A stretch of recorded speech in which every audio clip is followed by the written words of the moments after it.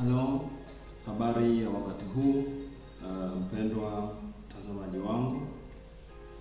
Leo hii kwa neema ya Mungu tutakuwa tuna session moja fupi ambayo nitakuwa nikijibu maswali kadhaa ambayo pengine yamekusumbua kwa muda mrefu katika fikra zako.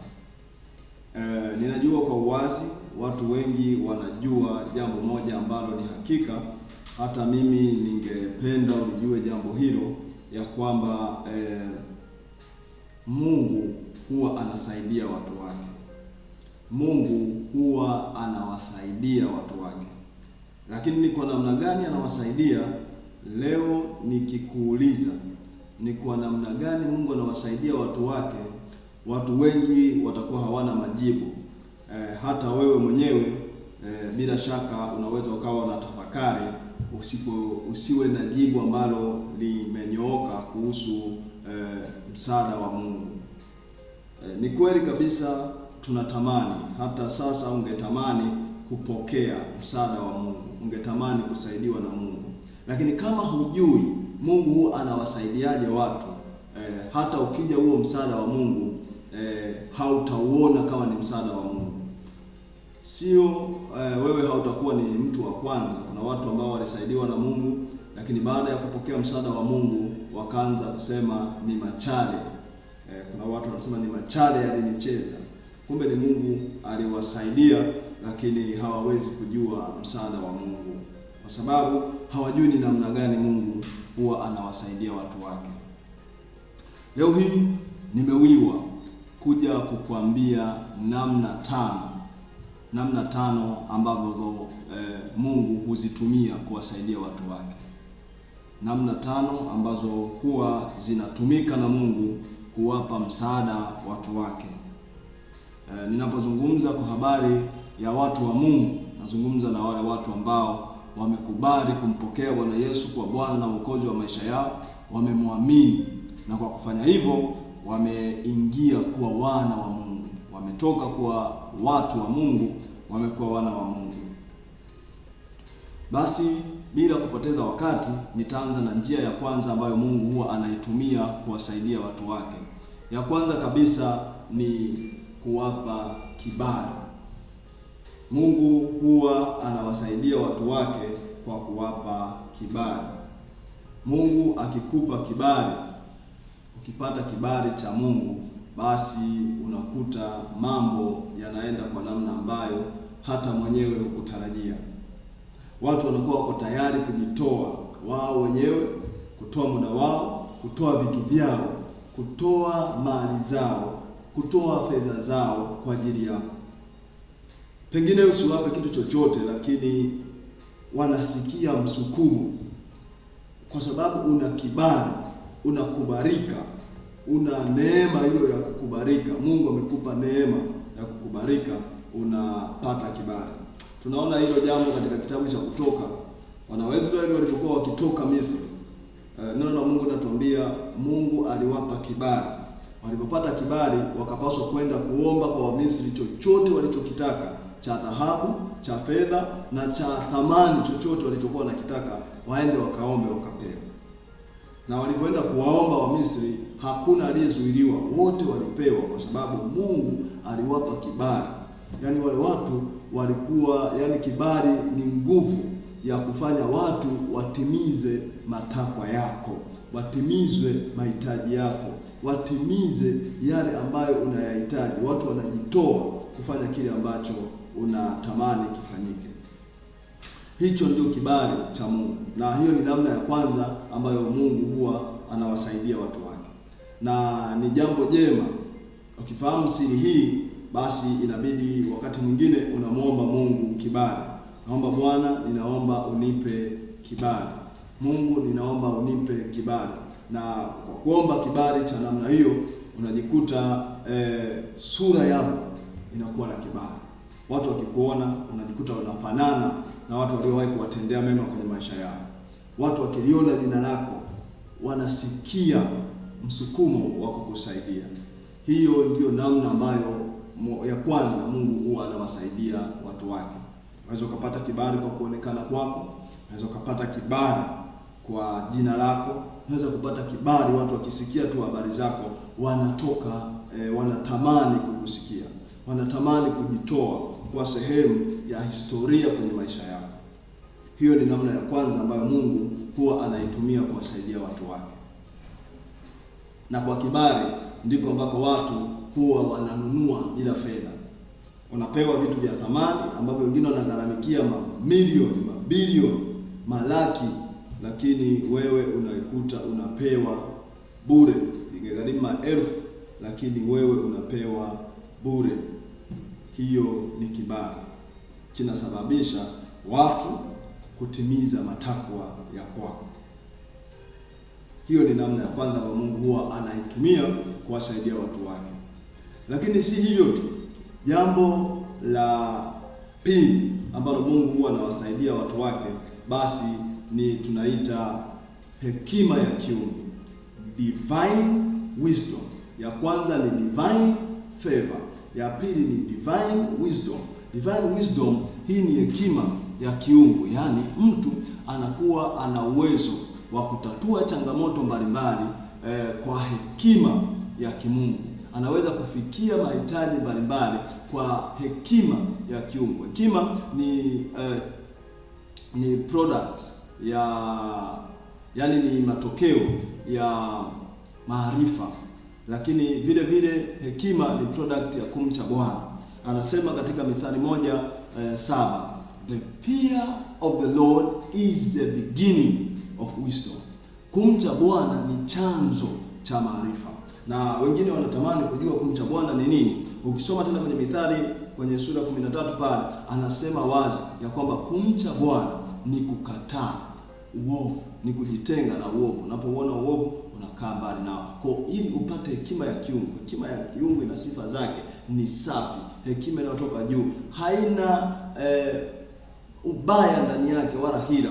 Hekima inayotoka juu, hekima ni application of knowledge. Unatumia kutatua changamoto. Yaani unajikuta unapata maarifa, unakuwa na maarifa ya kutatua changamoto mbalimbali ambazo unakuta zinawakumba watu, lakini wewe Mungu anakupa hekima, unajibu maswali. Hii ndio ilikuwa kitu pekee kilichoanza kumfungulia njia Sulemani ya kuwa tajiri mkubwa na mfalme mwenye busara duniani, kwa sababu ya hekima. Alimwomba Mungu hekima, watu wakawa wanatoka mbali, wanakuja kusikiliza hekima yao, wanakuja kujibiwa maswali yao, alafu baadaye wanaleta zawadi, wanaleta vitu kutoka mbali, wanakuja kupata nuru ya Sulemani.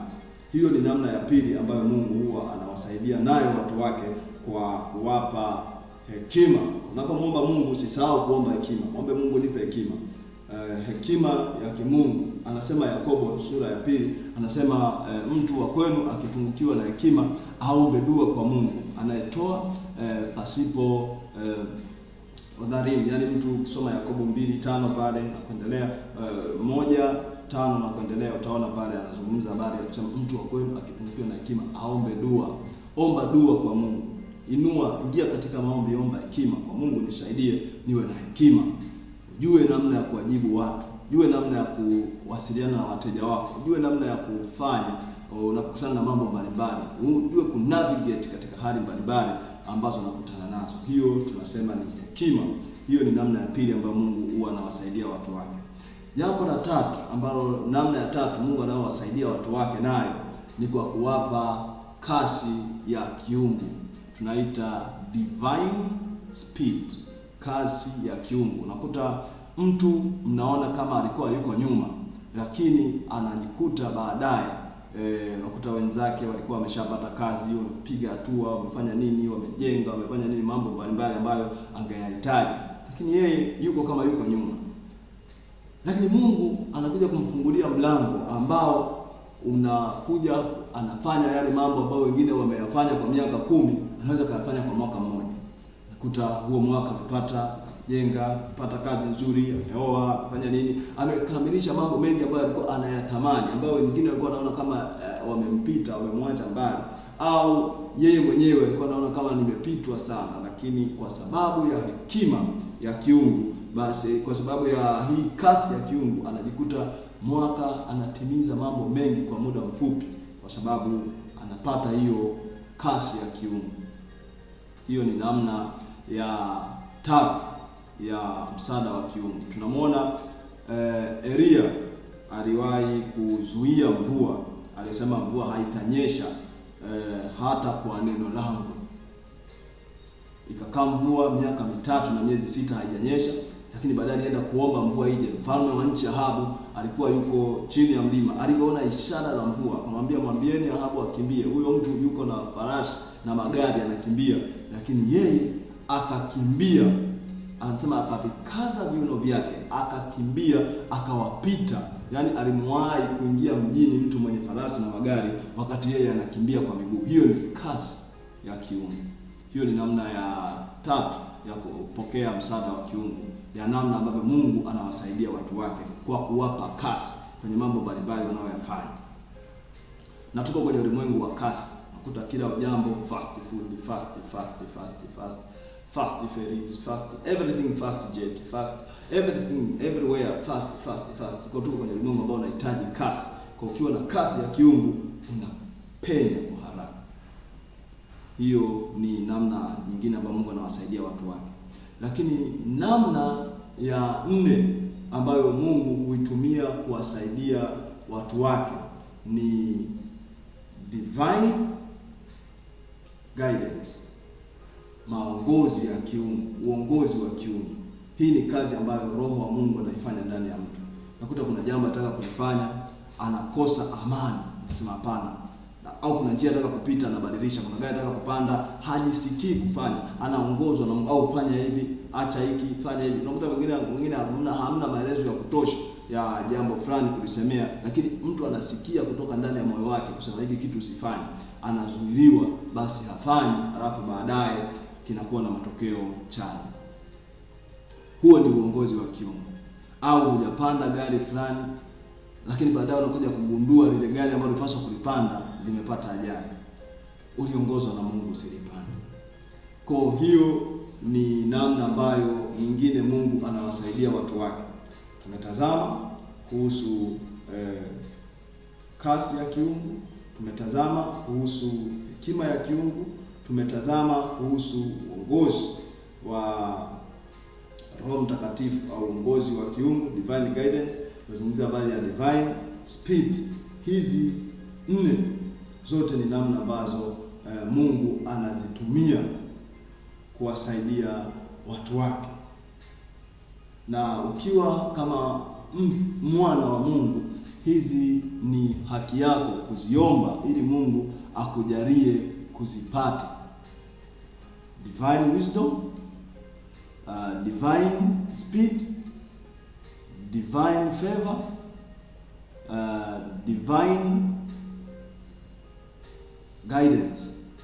Lakini ya 5 na ya mwisho ambayo Mungu anawasaidia watu wake, it is through divine protection, kupitia ulinzi wa kiungu. Unakuta mtu mwaka mzima unapita, upate ajali, asafiri kila siku barabarani, pati magonjwa, wakati unakumbana kwenye mazingira unayofanya, unakuta kuna hatari mengi ya kusababishia magonjwa. Unakuta hiyo yote tunaita divine protection. Unalindwa na kiungu. Japo ni vema kuheshimu taratibu za kiafya, jikinge, lakini vile vile kuna ulinzi wa kiungu. Ulinzi wa kiungu na kuweka mbali na hila, baraa, laana, mikosi, ushirikina, uchawi, ulozi na kila vitu ambavyo vingeweza kukushambulia. Lakini ukilindwa na nguvu za Mungu, huu ulinzi wa kiungu unapangua takataka zote ambazo zingeweza kuja kukudhuru. Hiyo ni namna ya 5 ya kupokea msaada wa kiungu, ya namna Mungu anawasaidia watu wake. Na ukiona haya kwenye maisha yako, 5 niliyoyataja, basi jua kabisa una msaada wa kiungu kwenye maisha yako. Na kama huyaoni, anza kuomba. Lakini kama unayaona, endelea kuyaomba zaidi ili kuendelea kuyaona yakitokea kwenye maisha yako. Hivyo ndivyo namna ambavyo Mungu huwa anawasaidia watu wake. Zingatia haya, yakumbuke haya. Mimi nimekushirikisha ili uendelee kuwa na amani unapoendelea na maisha haya. Uone ya kwamba Mungu anawalinda watu wake, Mungu anawasaidia watu wake, Mungu anatupenda na anakupenda mtu wake, mtoto wake anataka kukusaidia, na namna ya kupokea na huo msaada wake ni kwa namna hizi nilizokuambia. Zizingatie, ziombe na simama nazo. Mimi ni ndugu yako Japhet Katana. Nilikuwa ninawasilisha haya machache ili kukusaidia ujiweke sawa na ujue namna ambavyo Mungu huwa anawasaidia watu wake, ili unapopokea msaada wa kiungu usidhani ni ujanja wala ni akili zako. Iko neema ya Mungu inayowasaidia watu kuja kwenye maisha yako. Mungu akikupenda anakupa watu. Watu wana vitu, na hawa hivyo vitu vyao, kutokana na hekima, kutokana na ulinzi, kutokana na utatimiza matakwa mbalimbali ambayo ulikuwa nayo kwa binafsi. Basi ninakushukuru sana. Unaweza ukasubscribe hapo kwenye channel yetu, alafu ili jumbe kama huu uweze kuendelea kuwafikia watu wengi zaidi na ukalete uchanya kwenye maisha yao. Basi ninakutakia kila laheri unapoendelea na maisha haya, na ukaupokee msaada wa Mungu katika maisha yako katika jina la Yesu. Amen. Nakuaga kutoka hapa studio zetu. Bye bye. Thank you so much. I love you.